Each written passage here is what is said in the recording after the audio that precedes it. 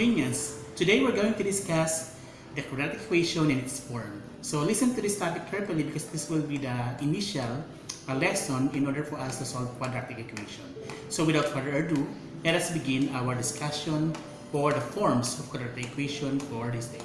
So let us begin our topic for today regarding the forms of quadratic equation. The form of quadratic equation is written as ax squared plus bx plus c. Now, before I go on to this discussion, have you wondered in yourself that how can we identify expression, or how are we going to differentiate expression from equation? Okay. When you say expression, it's simply as written as this one. So ax squared plus bx plus c, that is an expression. If I'm going to write down here or add here is equals to 0, this is no longer an expression, that is known as an equation. So what will be the difference?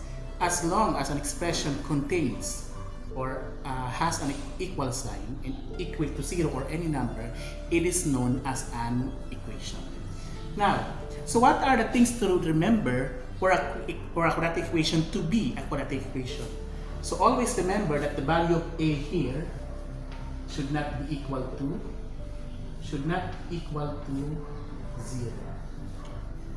Now, let's go back in your mathematics, in grade 8 mathematics. Have you studied before a linear equation, right? In linear equation, we can say that it's a linear equation if the highest exponent of x, because the highest exponent of x is 1.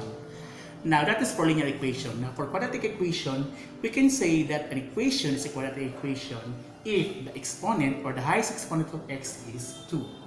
So that's the main clue. The highest exponent of quadratic equation, the highest exponent of x should be always equals to 2 for it to be considered as quadratic equation. Now, let's have an example. Let's say I have here 3x squared plus 4x plus 1. Okay. So what will be the value of a, the value of b, and the value of c? Okay, here in this case, the value of a is 3, the value of b is 4, and the value of c is 1. Okay, that's simply as like that. Another example, let's say I have here x squared minus 3x plus 5 is equals to 0. Oops, it should have equal to 0 here because it's an equation. Now, this one, what will be the value of a, the value of b, and of course the value of c? So the value of a here is 1, not 0 or not x. Huh? It should all, and when x doesn't have any coefficient on its side, its coefficient is understoodly 1, or understood that it is 1, not 0 or anything, or not x. The value of b here is negative 3, and the value of c, which is the constant of equation, is 5. So that will be the forms of quadratic equation. Now there are instances where you can encounter this kind of quadratic equation. Is this really a quadratic equation? So how are we going to base on the structure here that is quadratic equation? We always look at the highest exponent of x. The highest exponent of x should always be equal to 2 to consider this as a quadratic equation. Remember, 2, or the highest exponent of x is 2. Now, can you identify the value of a, the value of b, and the value of c in this type of equation here? Okay, can you? Okay, the value of a here is 1. What about the value of b? Of course, the value of b is 0, and the value of c is negative 2. Now, this type of quadratic equation is also known as an incomplete